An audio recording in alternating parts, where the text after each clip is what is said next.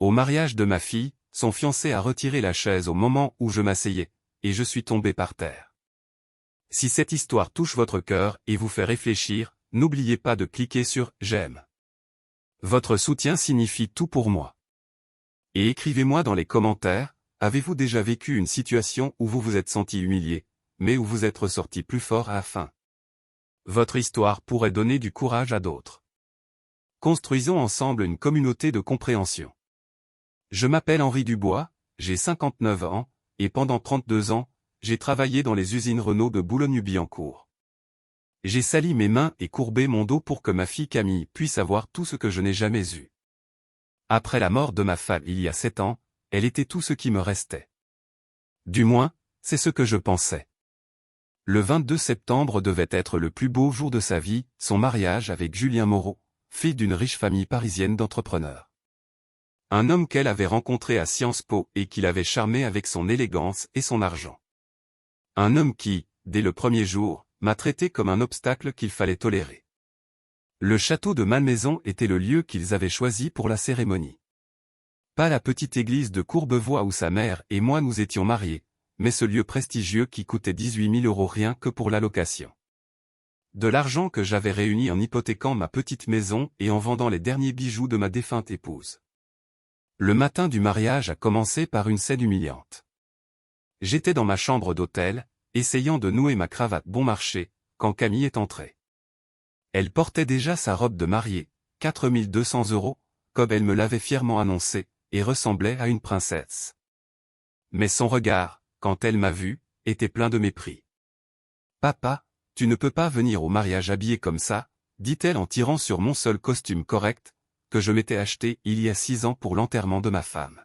« Les gens vont penser. »« Qu'est-ce qu'ils vont penser, Camille ?» demandai-je calmement. Elle soupira comme si j'étais un enfant difficile. « Julien t'a acheté un nouveau costume. Il est là-bas. S'il te plaît, mets-le. » Sur le lit était posé un costume bleu marine avec une étiquette de 1 400 €. À côté, un mot de Julien, pour que tu ne fasses pas trop honte aujourd'hui. J'ai senti mon estomac se serrer, mais je n'ai rien dit. J'ai enfilé le costume, noué la cravate coûteuse et me suis regardé dans le miroir.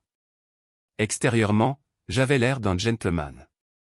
Intérieurement, je me sentais comme un clown dans un costume étranger. Mais ce qui se passa quand j'arrivai au château me marqua encore plus profondément. L'organisatrice du mariage, une femme élégante d'une 50aine d'années, me regarda avec confusion quand je me présentai comme « le père de la mariée ». « Ah » dit-elle en consultant sa liste, « vous êtes Monsieur Dubois. Nous vous avons placé à la table 9. » La table 9. Je ne savais pas encore ce que cela signifiait, mais son ton laissait présager quelque chose de peu flatteur. Plus tard, quand je découvris l'emplacement de cette table, tout au fond de la salle, avec les invités de dernière minute et les connaissances lointaines, je compris que même dans le mariage de ma propre fille, j'étais relégué au second plan. Le père de Julien, Philippe Moreau, était un homme imposant d'une 60aine d'années. Propriétaire de Moreau et Fils, une entreprise de construction qui affichait un chiffre d'affaires de plusieurs millions d'euros. Quand il me serra la main, ce fut avec la poigne ferme de quelqu'un habitué à dominer, mais ses yeux ne croisèrent jamais vraiment les miens. Pour lui, j'étais une formalité, un détail nécessaire mais regrettable dans l'équation du mariage de son fils. « Monsieur Dubois, dit-il avec un sourire commercial, Julien m'a dit que vous travaillez dans l'automobile. C'est intéressant. » La façon dont il prononça « intéressant » me fit comprendre qu'il pensait exactement le contraire. Sa femme, Béatrice, était une femme blonde au brushing parfait qui me salua d'un petit signe de tête distant avant de retourner à sa conversation avec d'autres dames de la bourgeoisie parisienne. Pendant la cérémonie, j'observais les invités autour de moi. Du côté de Julien s'étalait tout un éventail de la haute société parisienne, avocats d'affaires, médecins spécialisés, entrepreneurs, quelques personnalités que je reconnaissais vaguement pour les avoir vues dans les pages « Société » du Figaro. Leurs femmes portaient des tailleurs Chanel et des bijoux qui scintillaient sous les lustres du château. De mon côté, la situation était plus clairsemée. Ma sœur Brigitte, caissière dans un hypermarché Carrefour, était venue avec son mari Robert, mécanicien à retraite. Il y avait aussi quelques anciens collègues de Madeleine, des instituteurs et professeurs qui avaient gardé contact avec Camille après la mort de sa mère. Et c'était à peu près tout. La différence était criante, presque embarrassante. Je voyais certains invités de Julien chuchoter entre eux en regardant dans ma direction, et je n'avais pas besoin d'entendre pour deviner le contenu de leur conversation. Après la cérémonie, nous nous sommes dirigés vers la réception dans la magnifique salle de bal du château. Des lustres en cristal pendaient du plafond, les tables étaient décorées de roses blanches et de chandeliers dorés. Tout était parfaitement orchestré, comme une scène de conte de fées. Je cherchais ma place et la trouvai finalement, table numéro 9, tout au fond de la salle, avec quelques connaissances lointaines et le gardien de l'université.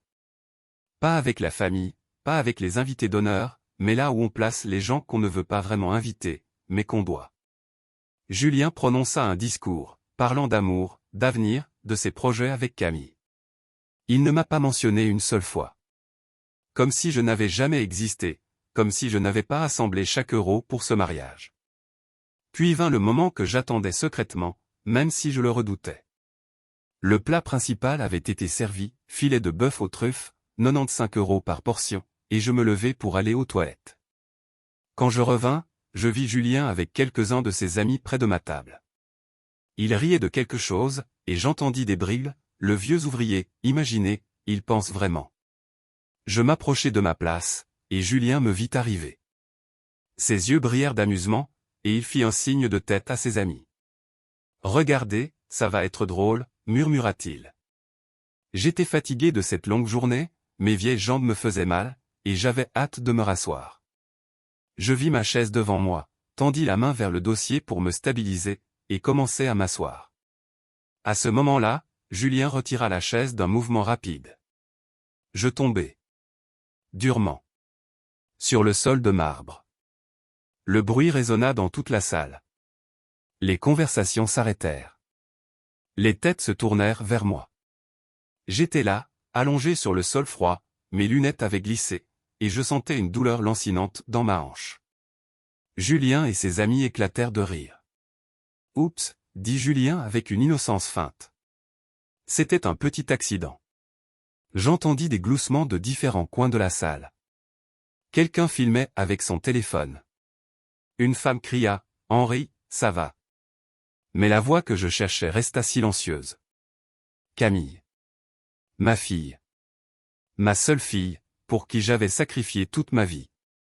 Elle se tenait à seulement 10 mètres, dans sa magnifique robe, et me regardait.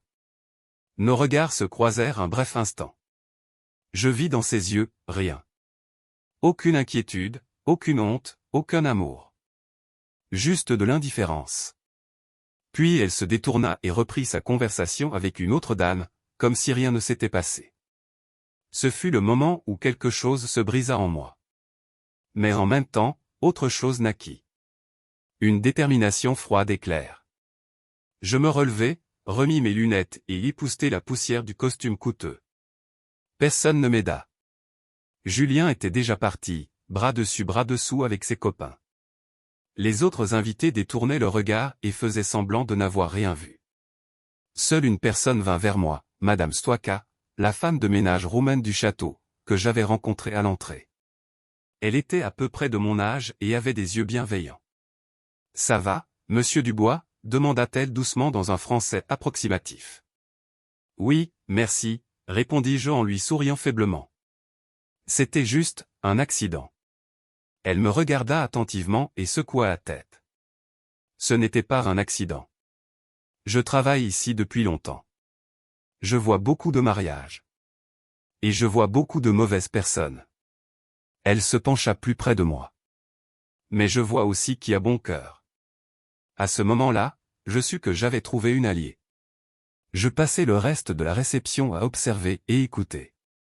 Je mangeai ma nourriture chère, bus le champagne et jouai le rôle du père humble qui rit de son propre malheur. Mais en réalité, je collectais des informations. J'entendis Julien parler d'affaires avec son père à la table voisine. D'un projet de construction dans le 16e arrondissement qui ne semblait pas tout à fait légal. De pots de vin et de rapports d'expertise falsifiés. De la vision naïve de Camille sur sa richesse. Je l'observais consulter son téléphone à plusieurs reprises et envoyer discrètement des messages. Une fois, je vis le nom « Isabelle » s'afficher sur l'écran avant qu'il ne range rapidement l'appareil. Vers 23h30, quand la fête battait son plein et que la plupart des invités étaient déjà ivres, je décidai de partir. Personne ne remarqua mon départ.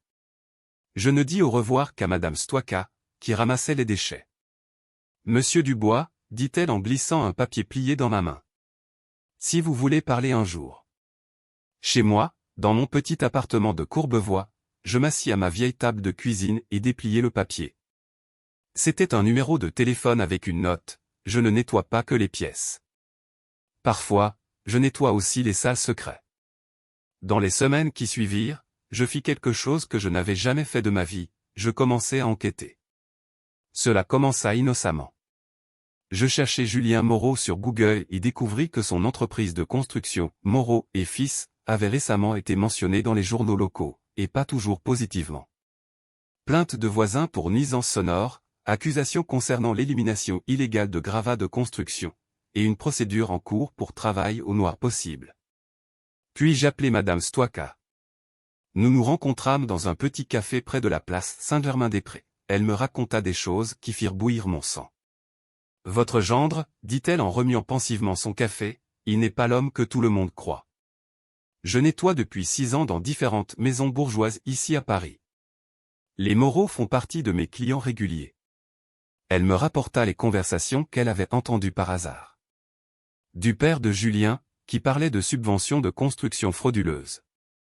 De Julien lui-même, qui flirtait au téléphone avec sa maîtresse, une femme mariée nommée Isabelle Rousseau, dont le mari était un connu dentiste parisien. Mais le pire, ajouta-t-elle, c'est ce qu'il dit sur votre fille quand elle n'est pas là. Mes mains se crispèrent autour de la tasse de café. Qu'est-ce qu'il dit? Il l'appelle sa « poule aux œufs d'or ». Il dit qu'elle est trop naïve et qu'elle croira tout ce qu'il dit. Il prévoit de la convaincre de vendre votre maison, l'héritage de sa mère, et d'investir l'argent dans son entreprise. La maison. La petite maison modeste de Courbevoie que ma femme avait héritée de sa mère. La maison où Camille avait grandi, pleine de souvenirs. Elle ne valait pas grand-chose, peut-être 320 000 €, mais c'était tout ce que je pouvais laisser à ma fille. Il sait qu'elle héritera de la maison quand vous mourrez, continua Madame Stwaka. Et il prévoit déjà de la vendre avant que l'encre des invitations de mariage soit sèche. Ce soir-là, je restai longtemps assis dans mon salon à regarder la photo encadrée de ma défunte épouse sur la cheminée. « Que dois-je faire, Madeleine » murmurai-je à la photo. Notre petite Camille est entre les mains d'un escroc. La réponse ne vint pas de la photo, mais de mon propre cœur. Je me battrai. Pas avec violence, pas en criant, mais avec la seule arme que j'avais, la vérité. Dans les mois qui suivirent, je devins un homme différent. Moi qui avais toujours fait confiance aux autres et vu le meilleur en chacun, j'appris à douter, à questionner et, oui, à tromper. Je créai un compte Facebook, chose que je n'avais jamais faite auparavant, et commençai à suivre Camille et Julien.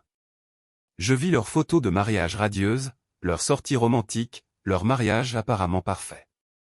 Mais je vis aussi les fissures. Julien postait fréquemment des photos de restaurants chers et d'hôtels de luxe, mais jamais avec Camille. Ces images étaient toujours commentées « dîner d'affaires » ou « réunion de travail ». Mais quand je regardais attentivement, je reconnaissais souvent la même femme blonde en arrière-plan, Isabelle Rousseau. Je commençais à fréquenter le café en face de l'entreprise de Julien. Là, je restais assis des heures avec un journal, observant. Je vis Julien quitter chaque mardi et jeudi à 14 heures précises dans une BMW cabriolet blanche qui ne lui appartenait pas.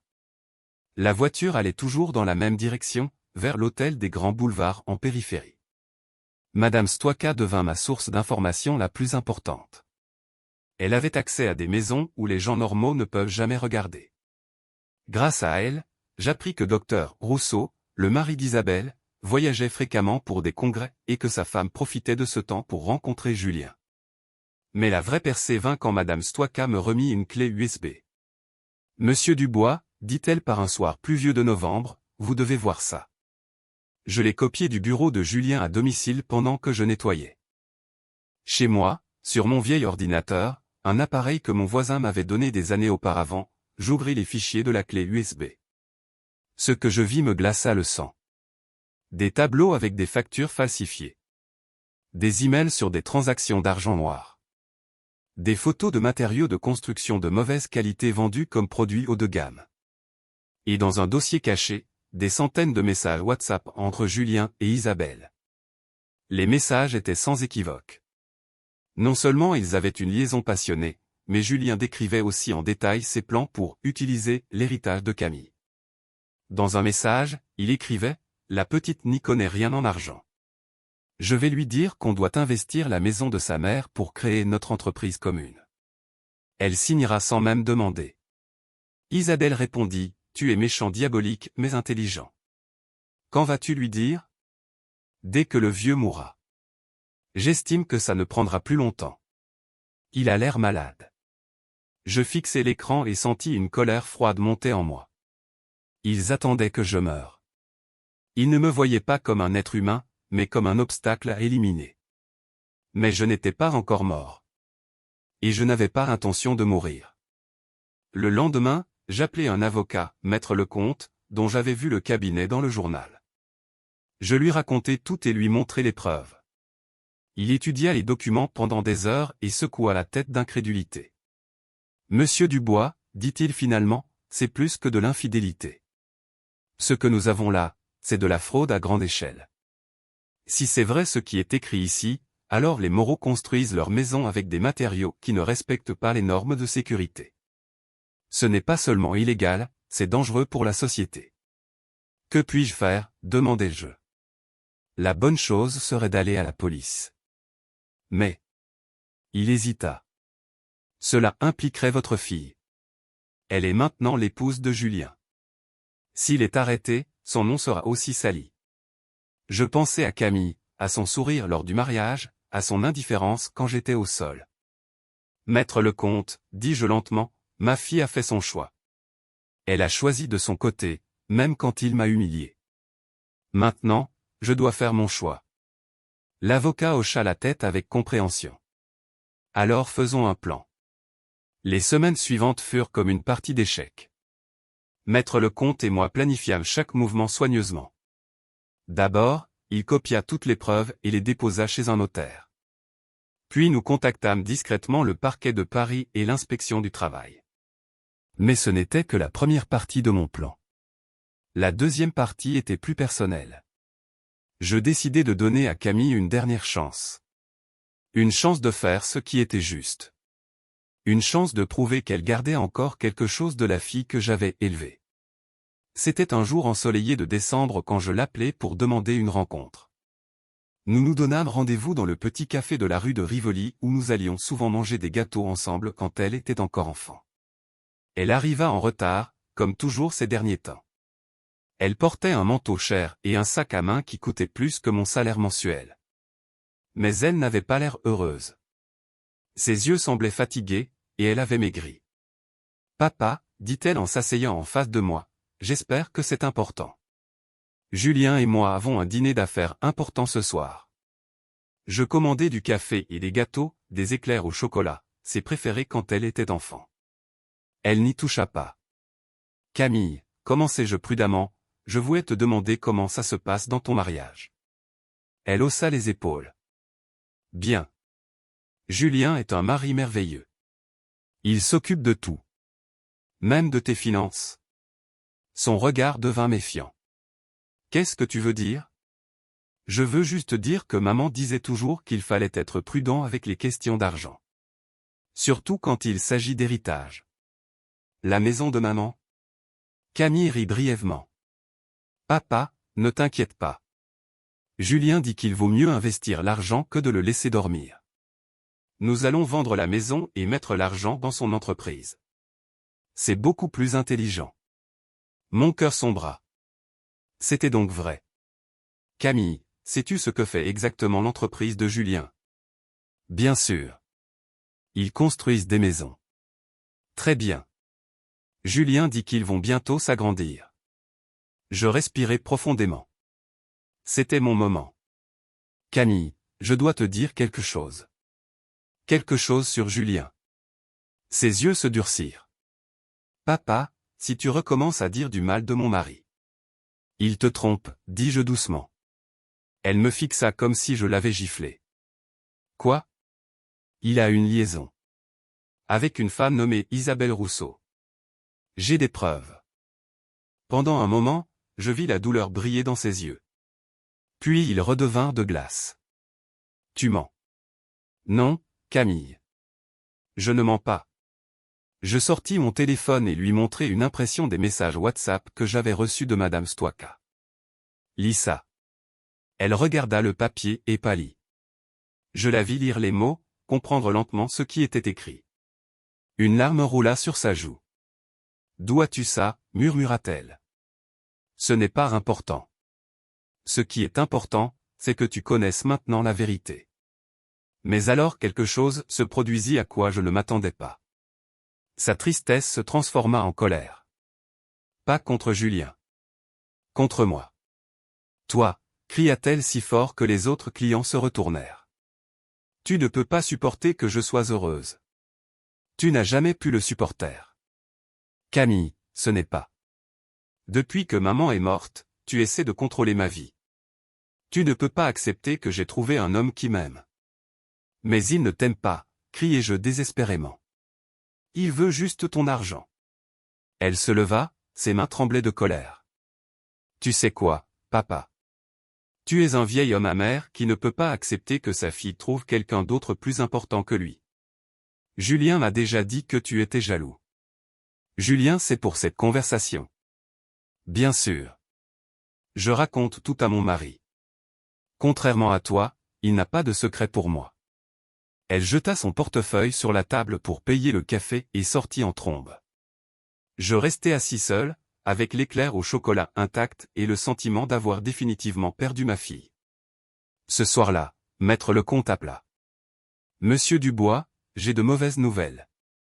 Quelqu'un a donné un tuyau au parquet que nous enquêtons. Ils se retirent et détruisent toutes les preuves compromettantes. Camille, murmurai-je. Quoi? Ma fille. Elle a tout dit à Julien. Il y eut une longue pause. Je suis désolé, monsieur Dubois. Cela signifie que nous n'avons plus qu'une chance. Et ce serait le public. Si les preuves ne peuvent pas être utilisées devant un tribunal, elles doivent apparaître ailleurs. Ce fut le moment où je décidai de jouer le tout pour le tout. Je contactai Claire Moreau, une journaliste du Parisien connue pour ses articles d'investigation sur la corruption locale. Nous nous rencontrâmes dans un restaurant discret en banlieue. Madame Moreau était une femme énergique de la quarantaine avec des yeux perçants et un carnet qu'elle ne lâchait jamais. Je lui racontai toute l'histoire, l'humiliation au mariage, la découverte des preuves, l'infidélité, la fraude planifiée.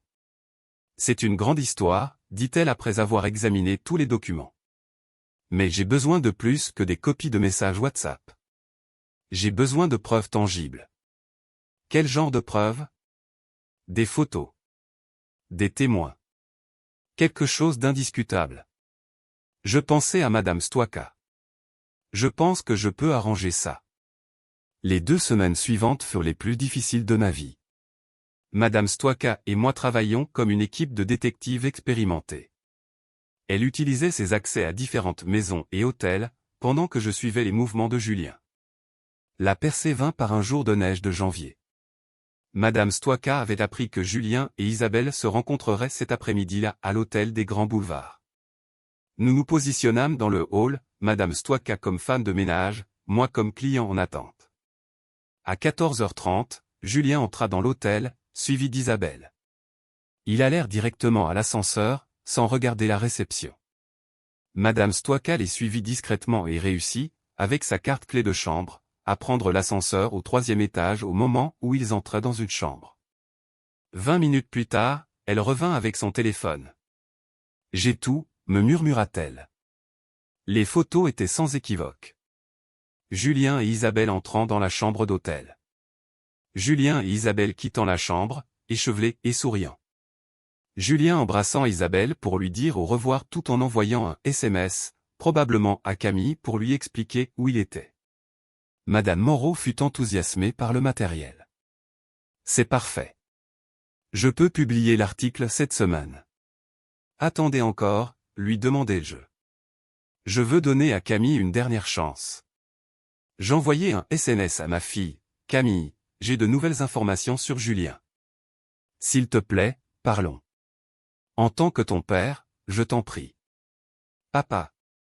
La réponse arriva après 3 heures. Papa, Julien et moi ne voulons plus avoir de contact avec toi. Tu n'es plus le bienvenu dans notre vie. Respecte ça, s'il te plaît. Ce fut le moment où je sus qu'il n'y avait plus de retour en arrière possible. Le 20 février, exactement 5 mois après le mariage, l'article parut dans Le Parisien. Le titre était « Fraude dans le bâtiment, comment un entrepreneur parisien trompe client et épouse ». L'article était dévastateur. Madame Moreau n'avait pas seulement découvert la liaison, mais aussi les pratiques commerciales illégales de l'entreprise Moreau et Fils. Elle avait parlé avec d'anciens employés qui rapportaient l'utilisation de matériaux de construction de qualité inférieure.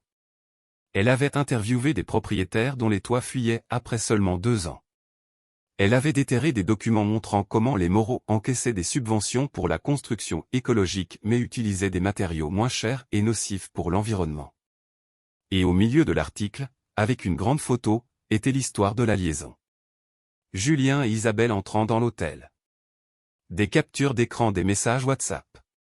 Et une citation de moi, en tant que père, j'ai essayé de protéger ma fille. En tant que citoyen, je me sens obligé de faire éclater la vérité. La réaction fut bouleversante.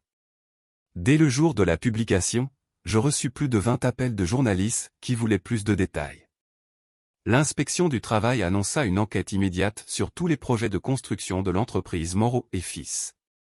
Le parquet, qui s'était précédemment retiré, reprit les enquêtes, cette fois sous pression publique. Mais la vengeance la plus lourde vint d'un côté auquel personne ne s'attendait, Dr Rousseau, le mari d'Isabelle. Le dentiste était un homme respecté à Paris, président de l'ordre local des médecins et connu pour ses activités caritatives. Quand il ouvrit le journal le matin et vit les photos de sa femme avec Julien, il appela immédiatement son avocat. En 48 heures, Dr Rousseau avait non seulement demandé le divorce, mais aussi déposé une plainte en cessation contre Julien. Isabelle perdit leur maison commune, ses cartes de crédit furent annulées, et leur compte commun gelé. Le dentiste était un homme méthodique, et sa vengeance était aussi froide qu'efficace. Julien, de son côté, essaya désespérément de limiter les dégâts. Il donna des interviews aux stations de radio locales, niant tout. Il prétendait que les photos étaient manipulées, les messages WhatsApp falsifiés, et que j'étais un beau-père amer qui voulait détruire le mariage de sa fille. Mais ces protestations tombèrent dans l'oreille d'un sourd quand d'autres victimes sortirent de l'ombre. Une famille du 15e arrondissement dont le nouveau toit coulait après la première forte pluie. Un couple âgé dont le garage montrait des fissures dans les murs après seulement 1 an. Une crèche dont l'isolation écologique s'avéra être de la mousse bon marché dégageant des vapeurs toxiques. Les chaînes de télévision locales reprirent l'histoire. France 3 Île-de-France diffusa un reportage de 5 minutes sur « La malfaçon dans le bâtiment parisien ». TF1 Régional m'interviewa devant le château de Malmaison, où quelques mois seulement auparavant avait eu lieu le mariage. « Monsieur Dubois », demanda la journaliste, « regrettez-vous d'avoir exposé votre propre gendre au public ?» Je regardai le château, pensai à ce jour de septembre et au moment où j'étais allongé sur le sol de marbre froid. « Non », répondis-je calmement.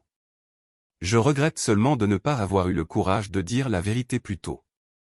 Les conséquences pour Julien furent dévastatrices. En 1 semaine, 12 clients avaient annulé leur contrat avec Moreau et Fils. La banque gela les comptes de l'entreprise jusqu'à ce que les accusations soient clarifiées. Le père de Julien, qui avait construit son entreprise pendant des décennies, dut regarder impuissant la réputation de sa firme s'effondrer. Mais la punition la plus dure attendait Julien à la maison. Camille m'appela 3 jours après la publication.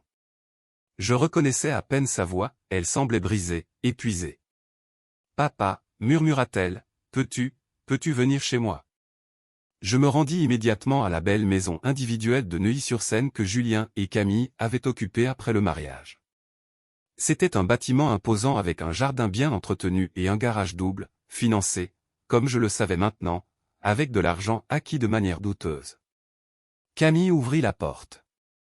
Elle avait pleuré, ses yeux étaient rouges et gonflés. Elle portait un simple survêtement au lieu de ses habituels vêtements de créateur et ressemblait à la petite fille qu'elle avait été autrefois. « Il est parti », dit-elle sans me saluer. « Julien a déménagé ce matin. Il a dit qu'il devait s'occuper des affaires, et qu'il ne pouvait pas supporter l'énergie négative ici. » Nous nous assîmes dans le salon somptueux avec ses meubles en cuir italien et son lustre en cristal. Tout semblait froid et sans vie. « Papa », commença Camille hésitante, « les choses dans le journal, sont-elles vraies ?» Je regardais ma fille, cette fille pour qui j'avais travaillé toute ma vie, et décidé de dire la vérité. « Oui, Camille. Elles sont vraies. » Elle hocha lentement la tête et fixa ses mains. Je le savais. Au fond de mon cœur, je le savais depuis des mois. Les rendez-vous tardifs, les appels téléphoniques secrets, les cadeaux pour lesquels il n'avait jamais d'explication correcte. Pourquoi n'as-tu rien dit? Parce que j'avais peur. Les larmes recommencèrent à couler. Peur d'admettre que j'avais fait une erreur. Peur que tout le monde dise, on te l'avait bien dit. Peur que tu... Elle s'interrompit. Que je quoi? Que tu de même plus si tu savais à quel point j'étais stupide. Je glissai vers elle sur le canapé et la pris dans mes bras, comme je l'avais fait quand elle était une petite fille avec des genoux écorchés. Camille, tu es ma fille. Je t'aimerai toujours, quoi qu'il arrive. Nous restâmes assis en silence pendant longtemps. Puis elle me raconta tout. Comment Julien l'avait manipulée dès le début. Comment il lui avait fait croire que j'étais jaloux de son nouvel amour. Comment il l'avait convaincu que ses anciens amis n'étaient que envieux. Comment il l'avait systématiquement isolé de tout ce qui lui avait été important. Il voulait que je vende la maison de maman, dit-elle finalement.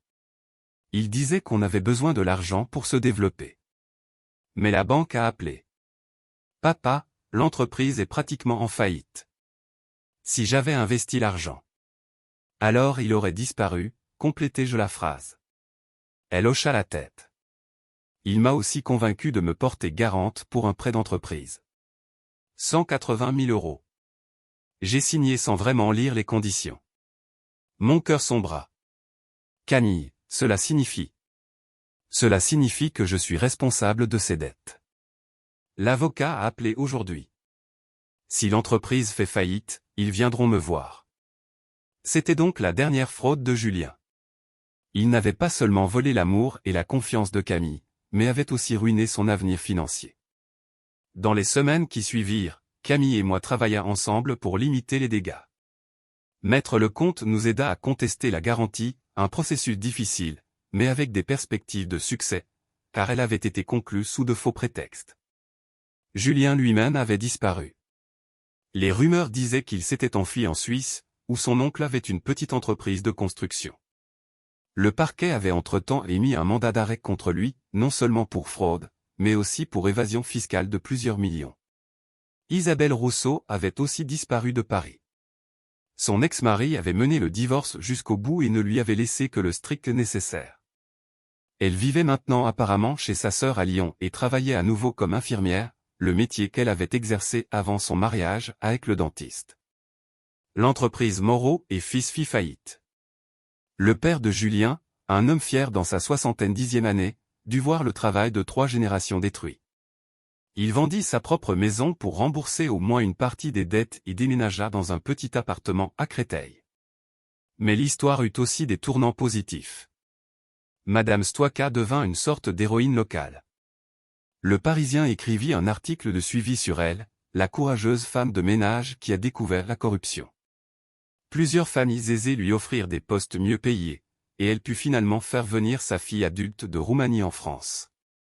Monsieur Dubois, me dit-elle quand nous nous rencontrâmes un mois après la publication dans notre café habituel, je fais ce travail depuis 22 ans. Je vois beaucoup de saleté, pas seulement dans les coins, mais aussi dans les cœurs des gens. Mais parfois, ça vaut la peine de nettoyer la saleté. Maître Lecomte réussit effectivement à faire annuler la garantie de Camille. Le tribunal estima que Julien l'avait amené à signer le contrat en lui faisant de fausses déclarations. Camille était libérée de ses dettes. La maison de ma défunte épouse resta dans la famille. Camille décida de ne pas y retourner, trop de souvenirs douloureux de son enfance et de Julien, qui avait déjà mentalement vendu la maison. Au lieu de cela, elle la loua à une jeune famille et utilisa les revenus locatifs pour s'acheter un petit appartement près du mien.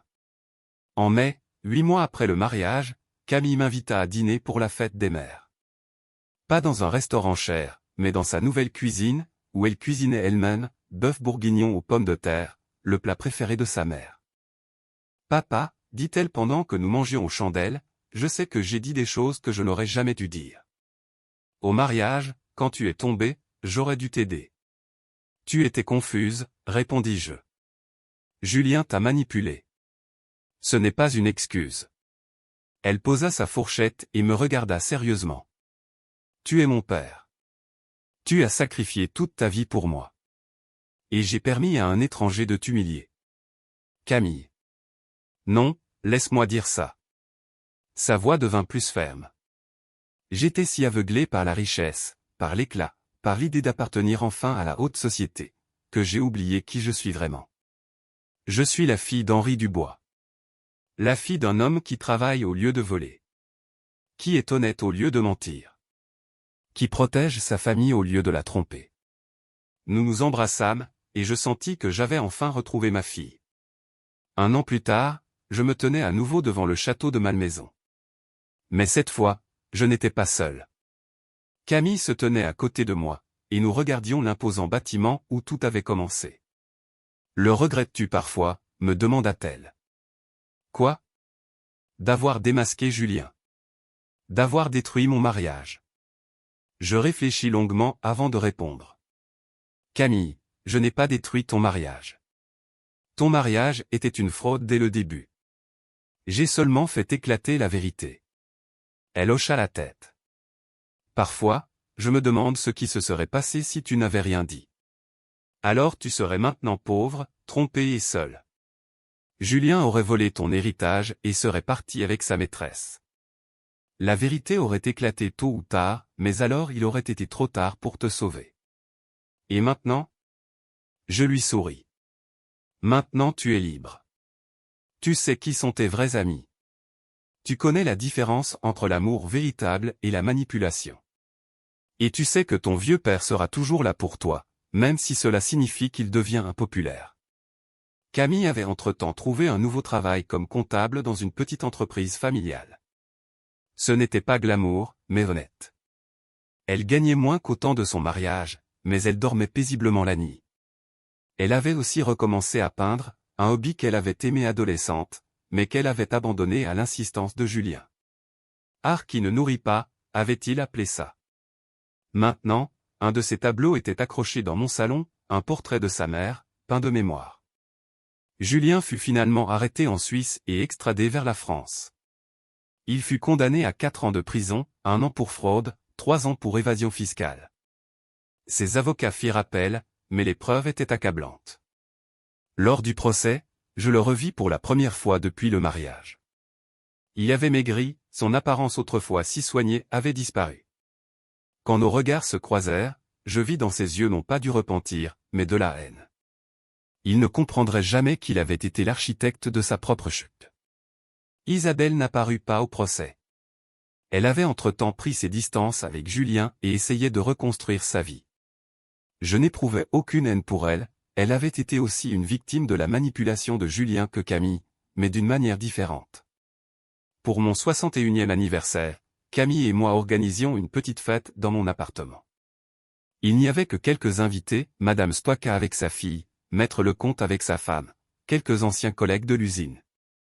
Mais cela me semblait juste. C'étaient des gens qui me connaissaient et m'appréciaient, non pas pour mon argent ou mon statut, mais pour ce que j'étais. Papa, dit Camille en me remettant un tableau peint par elle-même, je sais que les dernières années ont été difficiles pour toi. Tu n'as pas seulement perdu un gendre, mais temporairement aussi ta fille. Mais je l'ai récupéré, répondis-je en regardant le tableau, il nous montrait tous les deux dans notre ancien café habituel. Et c'est la seule chose qui compte. Maître Lecomte leva son verre. À Henri Dubois, dit-il, un homme qui a prouvé que la vérité est parfois douloureuse, mais toujours libératrice. Madame Stoika ajouta, dans mon pays, nous disons, celui qui se tait quand il devrait parler est un lâche. Celui qui parle quand il devrait se taire est un fou. Mais celui qui dit la bonne vérité au bon moment est un héros. Aujourd'hui, 2 ans après le mariage, je mène une vie tranquille. J'ai pris ma retraite et passe mon temps à lire, me promener et rendre visite à Camille chaque semaine. Elle n'a encore rencontré personne de nouveau, mais elle est ouverte à cette possibilité. Cette fois, dit-elle, j'écouterai mon cœur, pas mes yeux. Parfois, je repense à ce soir de septembre quand j'étais allongé sur le sol de marbre froid du château et que ma fille détournait le regard. À ce moment-là, je me sentais comme le plus grand raté du monde. Mais je reconnais maintenant que c'était le tournant. Le moment où j'ai arrêté d'être la victime et commencé à être le héros de ma propre histoire. L'humiliation que Julien m'avait infligée devint le catalyseur qui m'amena à découvrir la vérité. Sa cruauté sauva finalement ma fille d'une vie pleine de mensonges et de tromperies. Aujourd'hui, je sais, parfois, il faut tomber pour comprendre à quel point on est vraiment fort.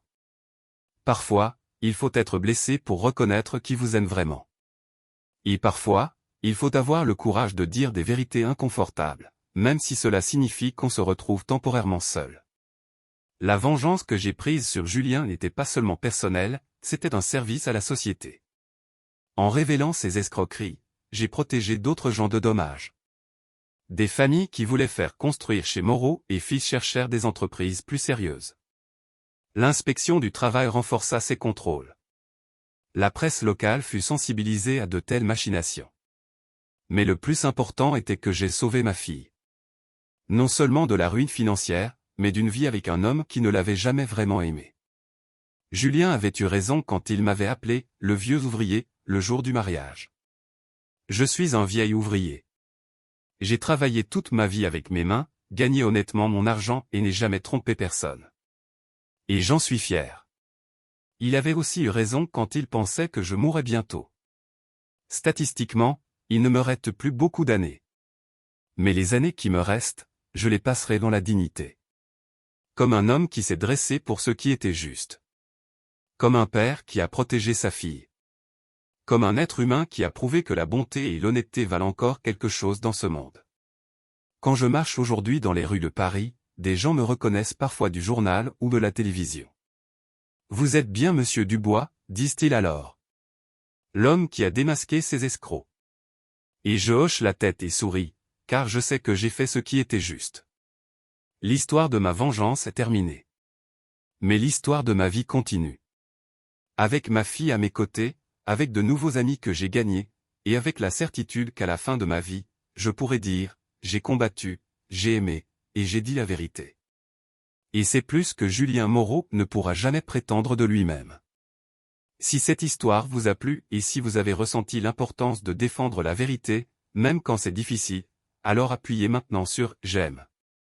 Votre soutien me montre que de telles histoires sont importantes.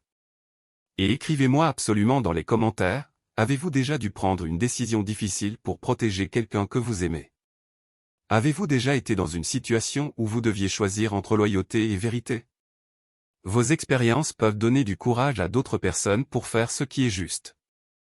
Construisons ensemble une communauté où l'honnêteté et le courage sont appréciés.